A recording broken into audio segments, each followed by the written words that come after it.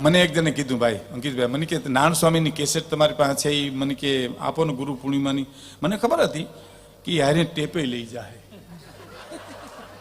અને દેવા નો આવે પાછા, અને આપણે ઉઘરાણી કરીએ તો શું કે ખબર નથી દઈ ગયા છોકરાજી, ટેપ નથી દઈ ગયા છોકરા, તારા તને પરસું પાછું ન દે, અમને અમારું ટેપ કામ દેવા આવે.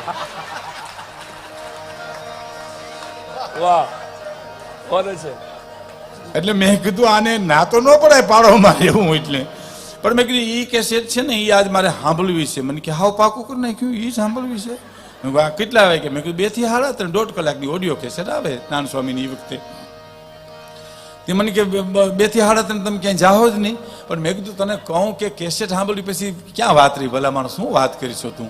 કે તો એમ કરો 2:30 વાગે અડધી કલાક સ્કૂટર લઈ જાય તમારું. હવે નાનો પાડતા